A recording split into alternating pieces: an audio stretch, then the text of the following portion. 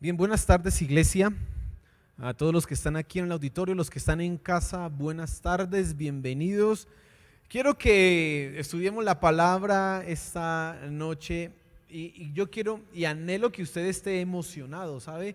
Cuando llegamos a la palabra de Dios, en realidad es cuando llegamos al momento en que ya le hemos adorado, quizás Dios ya ha tocado nuestro corazón en medio de la alabanza, hemos podido ser.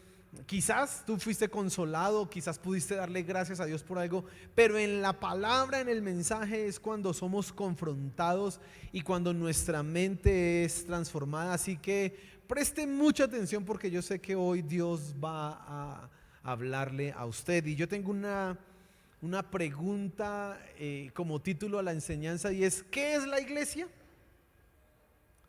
¿Qué es la iglesia? El domingo hablamos un poco de esto, pero no fue el tema central de lo que charlamos el día domingo, sino que el día domingo estábamos viendo cómo el poder de Dios obró en Cristo y cómo eso a nosotros nos da garantía y seguridad de lo que va a ser realizado en nosotros. Pero el versículo 22, 23 menciona algo importante y yo quiero que pensemos un poco en esa pregunta: ¿y qué es la iglesia? ¿Sabe, hermano? Estas épocas que estamos viviendo del COVID, marzo 19, recuerdo, nos mandaron a cuarentena. Supuestamente era un simulacro, dijo la alcaldesa de Bogotá, y ese simulacro fue ya una cuarentena nacional y duramos encerrados en la casa durante mucho tiempo. Hermano, yo recuerdo con mi esposa ese primer fin de semana transmitiendo desde la casa el servicio, porque nos tocaba desde la casa, entonces allá cantábamos con la guitarra y todo, pues muy artesanal, pero bueno, se logró salir. El miércoles hacíamos un programa entre semana, todos los días salía Nueva Generación. Bueno, se hicieron grandes cosas y casi que nos tocó estar como 4 o 5 meses viviendo de internet, viviendo del servicio que se transmitía. Nosotros veníamos acostumbrados durante muchos años a la iglesia presencial. Internet, claro, muchas iglesias ya transmitían sus servicios, pero en realidad era un hábito para el cristiano ir a la iglesia. Pero con esto de la cuarentena del COVID, todo eso pasó a un segundo plano, todo eso dejó de ser. Y entonces se hizo necesario que las iglesias todas evolucionáramos y pasáramos a tener nuestros servicios en red, a ofrecer un contenido virtual, porque la iglesia no puede detenerse, la iglesia no puede parar. Y entonces la pregunta que yo hago de qué es la iglesia, hoy toca responderla nuevamente, porque ahora se está pensando que la iglesia puede ser algo virtual, que la iglesia es algo que podemos manejar desde la casa. Se está pensando que la iglesia ni siquiera necesita ya la reunión, porque hasta la Santa Cena se puede tomar en la casa y con la familia. Usted sabe, nosotros en Bendición Abundante no participamos de la cena como durante 6 meses, yo no sé, hasta que en septiembre nos permitieron volver. Ahí sí participamos de la cena y todo lo hicimos porque teníamos muy claro, muy presente que, hombre, la cena lo que conmemora es el cuerpo de Cristo, y el cuerpo de Cristo, ahorita lo vamos a ver, es la iglesia. Y entonces, ¿para qué es la iglesia? Y cuando nosotros preguntamos eso, también tenemos que pensar un poco en las ventajas que tiene el servicio por internet. Imagínense, hoy hay marchas en este momento en la ciudad, y entonces el que viene del trabajo o el que llega de lejos, viene de distancia, pues le es más fácil ver el servicio en su casa y descansar el trabajo que venir un miércoles en la tarde, noche al servicio. Y eso que nosotros decidimos cambiar, modificar el horario a las 6 de la tarde, precisamente porque entendemos que es más fácil quizás estar de 6 a 7 y 20 y salir para la casa tempranito, que estar de 7 a 8 y 20 ya uno más cansado y tenaz. Y entonces también hay unas ventajas ciertamente en el servicio por internet, porque toca ser sinceros, y es más fácil el servicio por internet, ¿cierto? Mire, hermano, yo le cuento un poco lo que nos toca hacer a nosotros con mi esposa en casa cuando es el domingo. Me toca levantarme muy temprano, es muy temprano, para organizar todo, orar, bueno, repasar, revisar el sermón, etcétera, etcétera, alistarse uno y luego venir aquí. Nosotros vivimos como a 20 minutos del auditorio, pero cuando estábamos en cuarentena y que el servicio era en la casa, yo no tenía que madrugar tanto, hermano. Yo no tenía que hacer tantas cosas, sino que ya estaba ahí en la casa. Y cuando no transmitía yo el servicio, sino que eran otras personas, que predicaba a otra persona, pues más fácil, porque ni se bañaba uno. En la cama usted ve el servicio y es mucho más fácil, muchísimo más fácil ver el servicio desde casa. Claro, eso es una cosa pues más cómoda. Imagínese si usted tiene que dirigirse aquí y está a 20 minutos de venida, más el servicio, más los 20 de ida, y que el frío, no, pues mejor desde la casa, claro. Y entonces, ¿qué es la iglesia? Y súmele que en la iglesia sí que hay problemas, porque es que este hermano no me saludó, es que este hermano hizo esto, o usted escucha por ahí que es que en esa iglesia tal pastor hizo tal cosa, o en esa iglesia tal líder hizo tal asunto, o en esa iglesia están diciendo esto. ¡Ay! Y entonces como que realmente la iglesia en estos tiempos está sufriendo una redefinición, y por eso es importante responder y preguntarnos qué es la iglesia, tenerlo muy claro a la luz de las escrituras, porque no es lo que piense el pastor o no es lo que nos imaginemos nosotros, sino es lo que dice la palabra de Dios. Y vamos a mirar ahí en Efesios capítulo 1 versículo 22 y 23 algunas características de la iglesia, no todas, porque cuando estemos en el capítulo 4 vamos a hablar de más cosas acerca de la iglesia, pero nos interesan algunas importantes. Dice Efesios capítulo 1 versículo 22 y versículo 23, y voy a leer la parte B del versículo 22 y todo el versículo 23, y dice así: y lo dio por cabeza sobre todas las cosas a la iglesia. Está hablando de Cristo nuestro Señor Jesús. Recuerde que el apóstol Pablo ha hablado de tres cosas que tenemos que entender, y una es la esperanza que tenemos, la herencia que hemos recibido, y la tercera es el poder que actúa en nosotros. Y el apóstol Pablo pasa a hablar de cuál es ese poder. Dice: el mismo que levantó a Jesús de los muertos, que lo sentó a la diestra de Dios Padre, que lo dio autoridad sobre todas las cosas y colocó todo debajo de sus pies. Ese poder, ese es el que nosotros tenemos que entender. Y ese mismo hizo algo, dice, y lo dio a Cristo por cabeza sobre todas las cosas a la iglesia. Versículo 23: la cual es su cuerpo, la plenitud de aquel que todo lo llena en todo. Amén. En este punto yo les decía el domingo que aquí ya no son cosas que se puedan aplicar a nosotros. Las anteriores sí, porque con Cristo estamos sentados en los lugares celestiales, con Cristo nosotros tenemos autoridad, pero nosotros no somos Dios, y por lo tanto nosotros no somos la cabeza de la iglesia, y hay una gran diferencia. Y quiero que tú te fijes en dos cosas principalmente en estos versículos.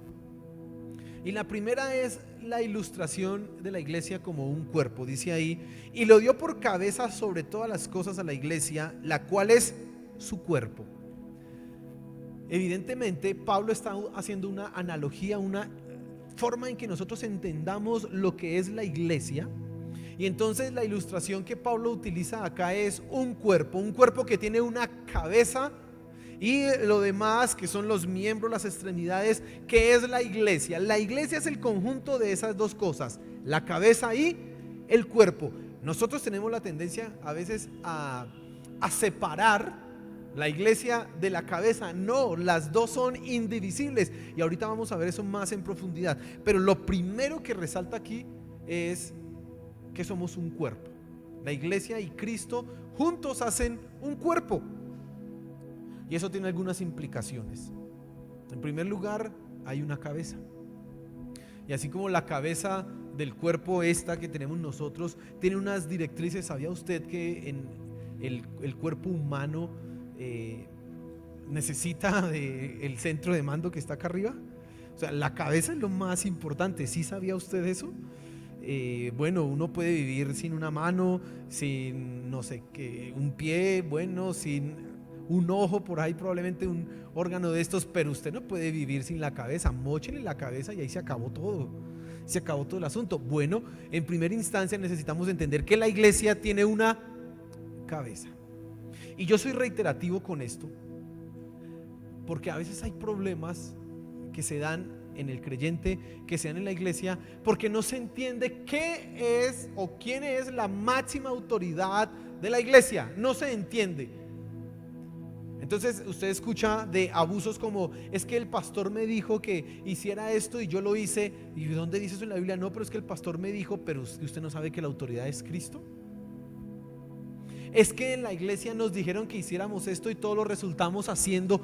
Y la pregunta es: ¿y usted no sabe luego quién es la cabeza de la iglesia? Que haya una cabeza nos implica a nosotros que hay una autoridad, y que haya una autoridad nos lleva a nosotros a entender que hay un mandato, que hay una línea de órdenes que nosotros debemos seguir y obedecer. ¿Dónde encontramos eso? La palabra de Dios. Nuestro Señor Jesús, que es la cabeza, Él ejerce su autoridad a través de las Escrituras. Yo decía el domingo, y vuelvo a repetírselo a usted esta noche: es su responsabilidad conocer la Escritura. Amén. Usted necesita conocer la palabra de Dios. Si usted no conoce la Biblia, usted no entiende qué es lo que la cabeza está diciendo. ¿Sabe cuál es el problema que tiene la iglesia que sufre abusos? No que tenga un pastor que quiera abusar o un líder que quiera abusar. Es un poco de personas que no conocen la Biblia y se dejan manipular. Ese es el problema. Porque donde la iglesia conoce la cabeza, la autoridad es Cristo, y conoce qué es lo que se dice, qué es lo que esa autoridad quiere hacer, pues no se deja ni maltratar, ni abusar, ni pasar por encima, porque entiende: la palabra de Dios es lo que debo seguir. Punto. Ahí está. Lo que salga de esto no debo obedecerlo. No hay razón por qué tenga que obedecerlo. Pero lo que diga en la Biblia, eso sí es.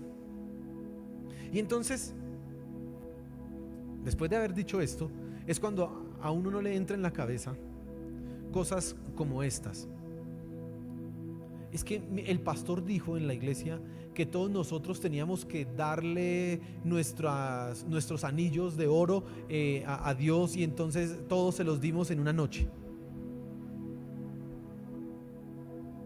Eso no cabe en la cabeza, porque si usted conoce la palabra de Dios, usted entiende: un momentico, eso no dice la Biblia. Así el que se lo esté diciendo esté temblando y diga: el Señor me dijo, usted dice: el Señor no le dijo, usted se lo inventó, porque eso no dice la Biblia. Pero es increíble la cantidad de abusos, la cantidad de cosas que se dan en la iglesia por asuntos de ignorancia. Mire, hermano, el conocimiento de la Biblia para ustedes es fundamental, pero fundamental. Amén. Entonces tenemos una cabeza, la iglesia es un cuerpo, tenemos una cabeza que es Cristo, y Él ejerce su autoridad por medio de ¿qué? De las Escrituras, pero también por medio de los pastores. ¿Sabía usted eso? Y ahí en Efesios capítulo 4 dice: Jesús mismo constituyó a apóstoles, profetas, pastores, maestros, evangelistas. Los pastores somos escogidos por Dios. Por eso se tiene que tener claro que hay un llamado de Dios. Pero el pastor, y escuche esto, nosotros los pastores estamos mandados a cumplir, a llevar a cabo lo que Jesús ha ordenado a su iglesia. Hablábamos con mi papá este fin de semana y él decía algo que me dejaba pensando, y él tenía toda la razón. Y él decía: es que el pastor no tiene que tener ninguna visión, la visión ya está, es lo que Cristo dijo, punto. El pastor lo que tiene es que tener un plan de ejecución de esa visión. Si quiere llamar a ese plan de ejecución visión, perfecto, pero lo que tiene que hacer es ejecutar lo que ya dijo, lo que ya dice la Escritura, lo que ya dijo nuestro Señor Jesús. Amén. Pero entonces, ¿qué implica esto para usted? Si hay una cabeza que ejerce su autoridad a través de la Escritura y a través de ministerios como el ministerio de pastor, ¿cómo yo tengo y puedo vivir en medio de esto? Iglesia, escuche atentamente. La única manera en que usted puede garantizar que la iglesia haga lo que haga es usted conozca la Escritura, y dos, exija que se haga lo que dice la Escritura. Eso es lo que debe regir nuestra iglesia. Sabe, hermano, nosotros hemos tomado una decisión en nuestra iglesia en Bendición Abundante firme, y es que nosotros no vamos a permitir que en este púlpito acá se predique psicología o filosofía. No, se podrán usar como ilustraciones, pero aquí vamos a predicar en la palabra de Dios, así sea cruel, así sea dura, así no sea lo que queramos escuchar, vamos a predicar la palabra de Dios y punto. No vamos a predicar de política en la iglesia, porque el púlpito no es para la política. Amén. Y cuando usted encuentre que en la Biblia se habla de política, usted me lo podría mostrar a mí, porque yo hasta ahora no lo veo.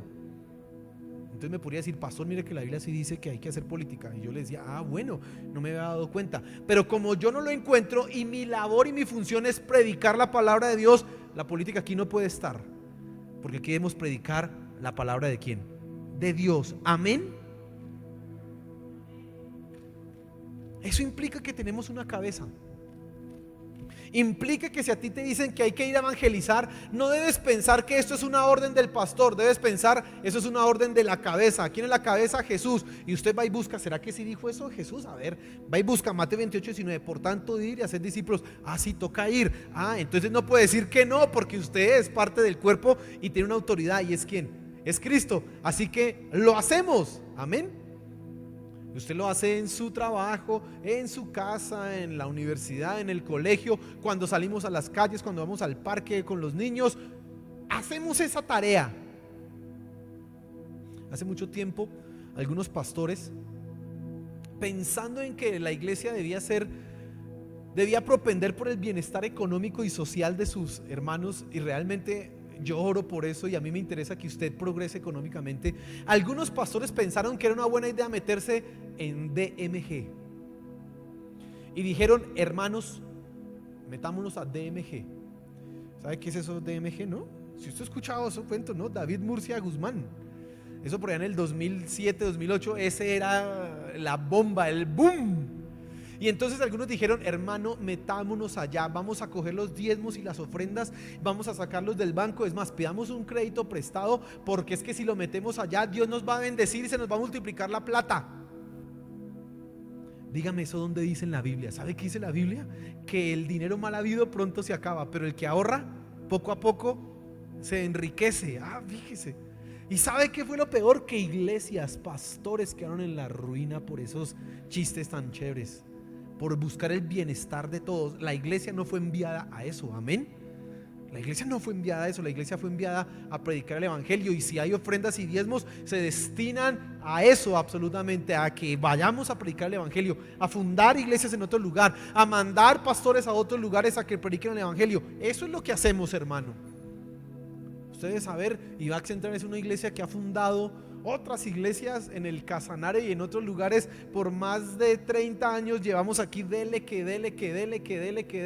y hay frutos. Si usted un día quiere ir al Casanare y quiere ir a mirar lo que hemos hecho, donde ha fundado, donde sus diezmos están invertidos, tiene que ir a Yopal, tiene que ir a Paz de Ariporo, tiene que ir a Tauramena, y va a darse cuenta y va a decir: amén, oiga, Dios ha bendecido lo que hemos hecho, porque esa es nuestra tarea.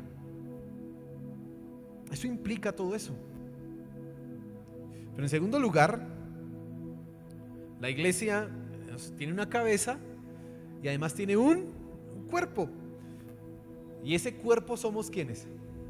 Nosotros. Y a mí me interesa mucho, y les decía el domingo, aquí no dice: y lo dio por cabeza sobre todas las cosas a Miguel Ángel, o lo dio por cabeza sobre todas las cosas a cada creyente. ¿Se lo dio a quién? A la iglesia. Y la palabra iglesia implica congregación, implica reunión. Es la palabra que se utiliza para hablar de una convocatoria, de un grupo de gente que se reúne. La iglesia es un cuerpo, es un grupo de personas, grupo de personas que se reúnen y que tienen todos un mismo objetivo, que tienen una misma fe, y eso lo vamos a ver más adelante, que tienen todos el mismo propósito, que adoran al mismo Dios. Eso es la iglesia, nosotros. Pero hay una realidad, que esa iglesia es una iglesia visible y es una iglesia invisible. ¿Cómo así que es una iglesia visible y es una iglesia invisible? Escuche esto, hermano. La iglesia visible es todo lo que usted ve, todas las personas que usted ve que están en la iglesia. Bueno, valga decirlo, la iglesia no es el edificio. Por eso nosotros hemos tratado de cambiar el nombre de la iglesia al nombre de auditorio. Nos vemos en el auditorio, no en la iglesia, porque esto es el edificio que no es la iglesia. La iglesia somos tú y yo, nosotros, amén. Valga hacer esa aclaración en este punto. Pero entonces la iglesia visible es la iglesia que usted ve que se reúne, por ejemplo, hoy los que estamos acá reunidos, los que están en casa. Esa es la iglesia visible. La iglesia en donde todas las personas entran abiertamente. Pero la realidad es que la iglesia invisible es la iglesia verdadera. Porque no todos, lo dice la escritura, no todos los que me dicen Señor, Señor, conocen a Jesús. Dice, muchos son los llamados, pero pocos. Ok. O sea que de todos los que están en la iglesia, ¿todos son realmente la iglesia de Cristo? No. Esa es la iglesia invisible, la iglesia verdadera, la iglesia que está constituida por personas que han nacido de nuevo. Y ahí es donde nosotros podemos llegar a corregir algunas cosas que las personas tienen con respecto a las iglesias. Es que en esa iglesia yo he visto unos que se la pasan emborrachándose. Usted puede decir, es que ese va a la iglesia y como es un lugar público no se le niega la entrada, pero no quiere decir que sea cristiano. Usted puede corregir esas cosas, porque pues eso sucede, ¿no? Sucede que aquí está, hay gente que le dice por ahí el dicho que le hace morcillas al diablo, ¿no? El día anterior pecando y el otro día confesando y arrepintiéndose, y después pecando y arrepintiéndose, pecando y arrepintiéndose. Hay gente que se la pasa en esas. Pues esos ya sabemos que no son la iglesia.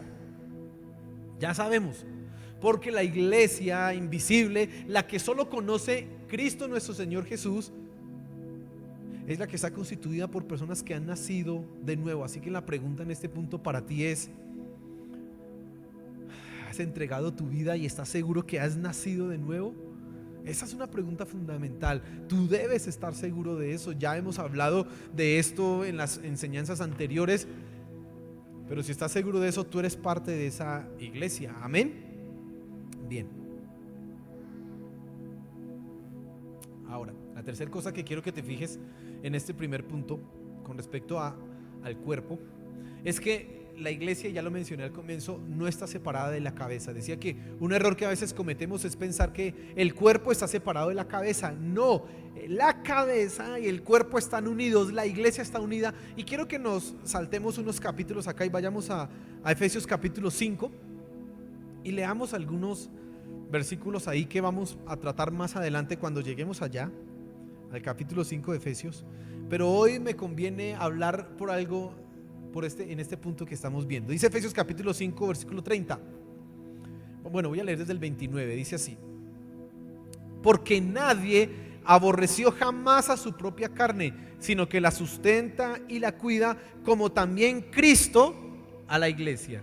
Está hablando el apóstol Pablo de la relación matrimonial a la luz del evangelio, cómo debe ser, y luego Pablo pasa de hablar de lo que debe hacer el esposo y lo que debe hacer la esposa a explicar algo maravilloso con respecto a la iglesia y Cristo.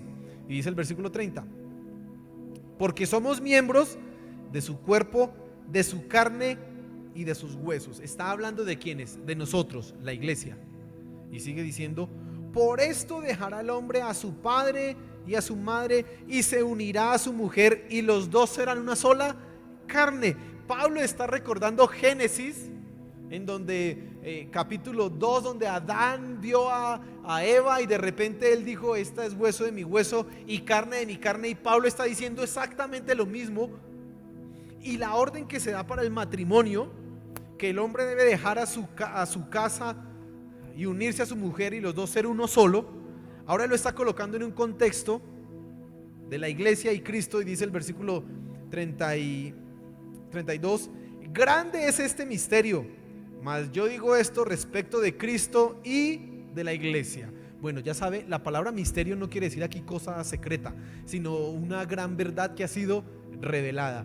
Y es esto, hermano, escuche esto: la iglesia está unida a Cristo. Nosotros estamos totalmente unidos a Cristo, aleluya. Así como el esposo está unido a su esposa en una sola carne, la iglesia está unida a Cristo en una sola carne.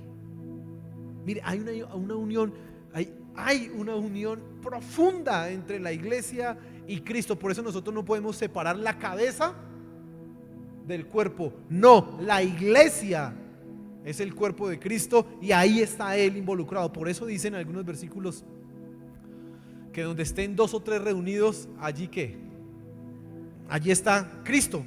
Pues claro, porque no, que esa es mi iglesia. Si están reunidos, ahí estoy yo. No puedo estar separado, la iglesia aquí, Cristo por allá lejos. No, Cristo está en medio de la iglesia. Y quiero que pensemos en algo maravilloso, porque Pablo habla del concepto del matrimonio y él explica cómo el matrimonio y la relación de un hombre y una mujer, luego que se casan y que son una sola carne, es un reflejo de la unidad tan profunda que hay entre Cristo y la iglesia. Es más, le podría yo decir, la unidad que hay entre Cristo y la iglesia debería ser la unidad idéntica que debería haber en el matrimonio.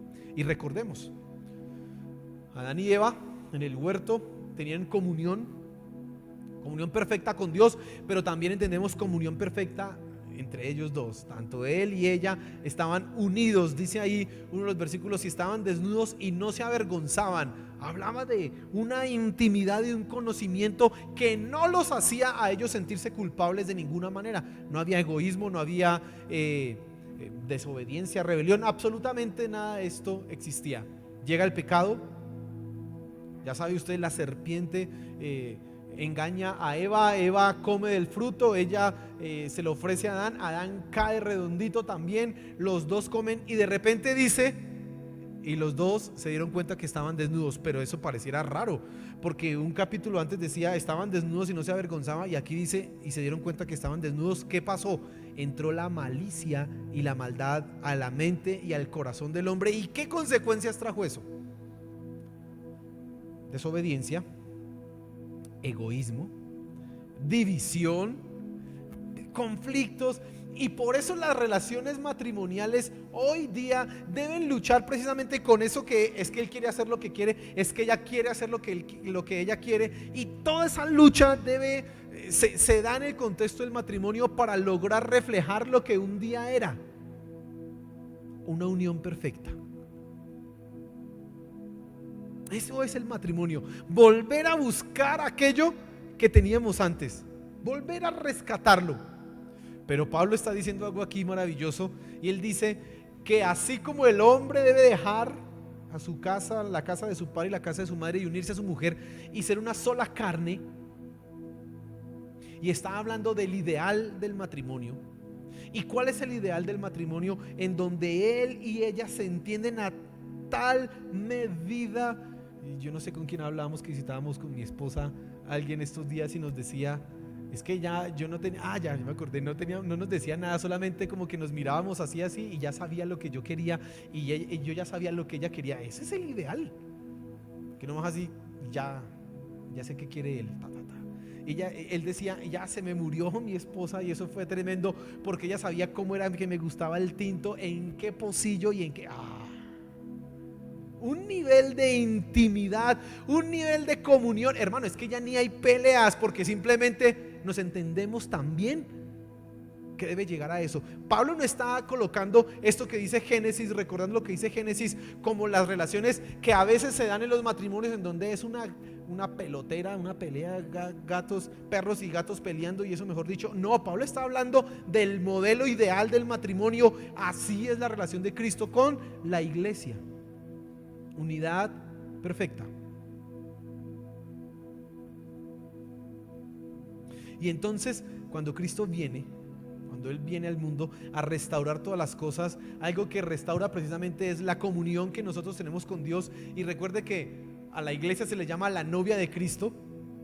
La novia de Cristo, no solamente somos el cuerpo de Cristo, sino también somos la novia de Cristo, otra ilustración. Y entonces esa ilustración de la novia de Cristo, y Él es el novio, nos da a entender mucho más la profundidad de la intimidad y unión que hay entre Cristo y la iglesia, hermano.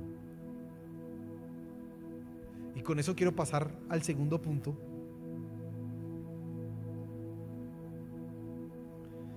que es lo que dice el versículo 23 de Efesios capítulo 1. Dice: la cual es su cuerpo, la plenitud de aquel que todo lo llena en todo. ¿Cómo es que la iglesia es la plenitud de aquel que todo lo llena en todo? ¿Cómo es que la iglesia es la plenitud de Cristo? Escúcheme, hermano, cuando nosotros entendemos esa unión tan profunda que hay entre la cabeza y el cuerpo, es que están tan unidos que Pablo más adelante recuerda la relación que hay entre un hombre y una mujer y entiende que esa es la unidad, son uno solo. Y Pablo dice ahí en Efesios capítulo 5 que nosotros somos cuerpo, la carne y los huesos, es decir, estamos completamente unidos a Cristo. Cuando dice que nosotros somos la plenitud, ¿sabe qué está diciendo Pablo? Que la iglesia tiene una completa dependencia de Cristo, hermano. Depende completa y absolutamente ¿de quién? De Cristo. Por eso en la iglesia nosotros no debemos preocuparnos por la economía, porque Cristo es quien nos sostiene. Amén. Amén. Mire, la economía es una preocupación en las iglesias.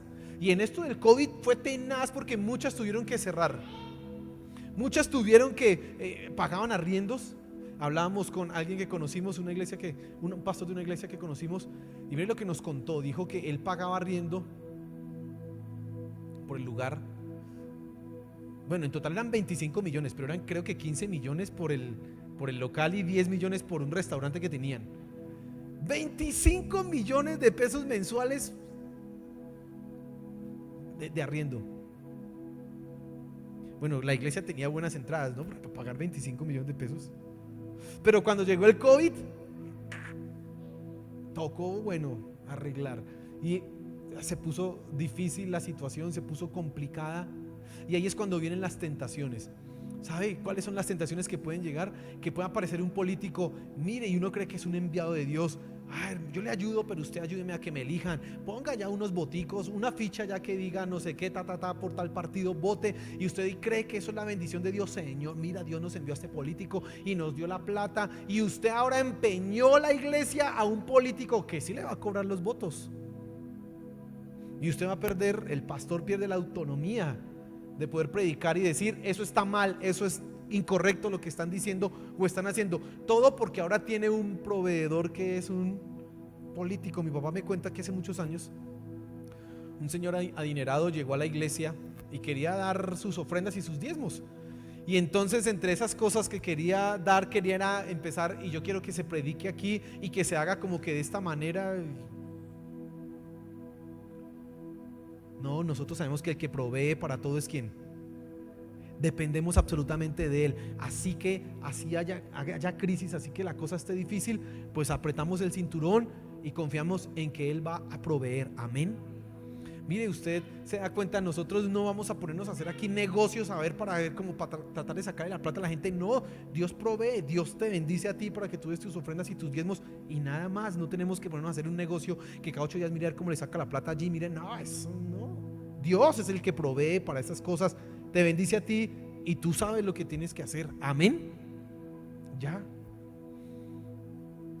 Que nosotros seamos la plenitud de Cristo implica que dependemos absolutamente de Él. Esa palabra plenitud implica estar totalmente lleno. La iglesia está totalmente llena ¿de quién? De Cristo, dependemos de Él. Pero también implica que nuestra adoración solamente es dada ¿para quién? Para Él, para Cristo. Hermano, Dios nos guarde las veces que hemos cometido los errores nosotros acá en este púlpito de promocionarnos a nosotros mismos y no de darle la gloria a Él. Porque es muy fácil uno robarle la gloria a Cristo y ganársela a uno. Eso es muy fácil.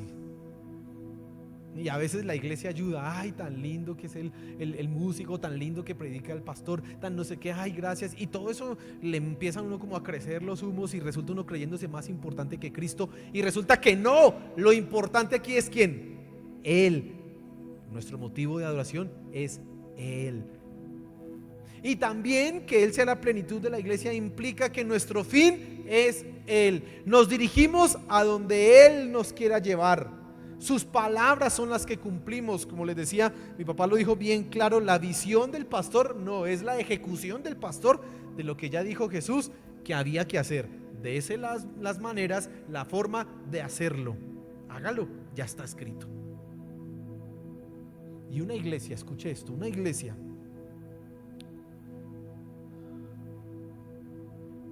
que es la plenitud de Cristo, es la manifestación en el mundo, al mundo, del poder de Dios.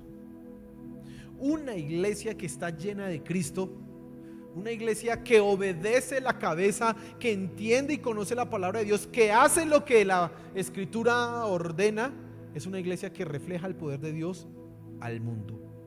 Amén. Eso es lo que hace la iglesia. Nosotros hablamos con mi esposa.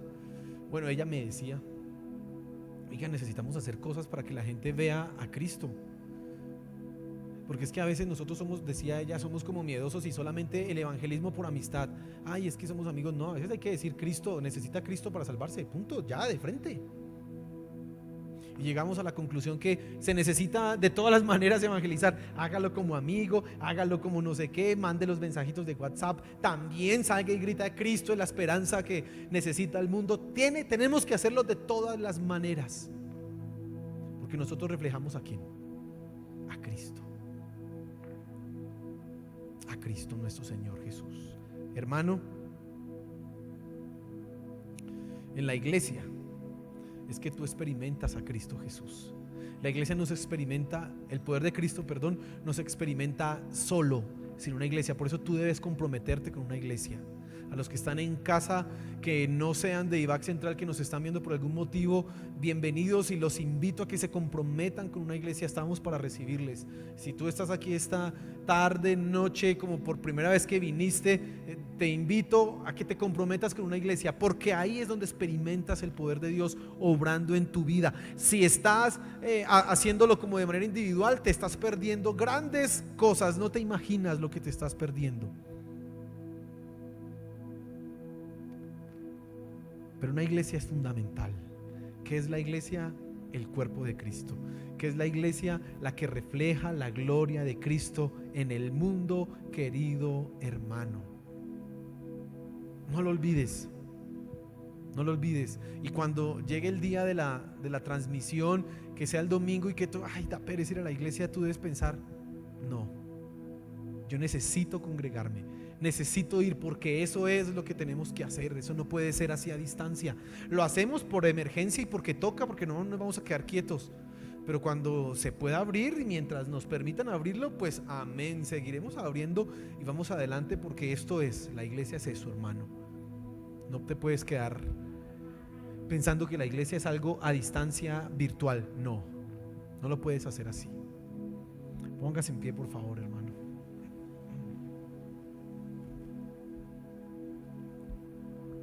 Y vamos a orar. Vamos a darle gracias a nuestro Dios porque tenemos una iglesia, amén. Sí, démosle gracias a Dios porque tenemos una iglesia. La iglesia local, Bendición Abundante Central, aquí en Bosa, San Pablo, es una bendición. Dios es el que permite que esto esté acá, aleluya. Señor, gracias. Gracias por tu palabra. Gracias porque entendemos que tú eres, Señor, quien es nuestra cabeza, quien es nuestra dirección, quien dirige, quien está con nosotros, quien eres la plenitud, eres el motivo, la razón, el sustento de todo lo que es la iglesia, Señor. Tú, nuestro Señor Jesús, tú, mi Señor, eres el todo. Padre, gracias. Gracias porque nos permites congregarnos. Gracias porque nos permites entender la importancia de la iglesia, que somos el cuerpo de Cristo y que estamos unidos profundamente con Él. Por lo tanto, le debemos obediencia. No estamos solos, no estamos separados. Le debemos obediencia a Él. Señor, ayúdanos a entender esto. Ayúdanos a vivirlo. Por favor, Padre Celestial. Gracias por tu palabra, gracias por lo que nos has hablado, gracias por esta noche.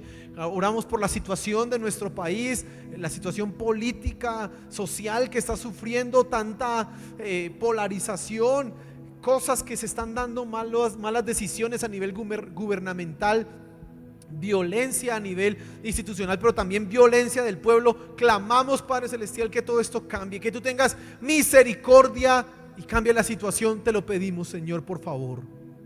Por favor, glorifícate, Padre Celestial. Colocamos todo en tus manos, Señor de los cielos.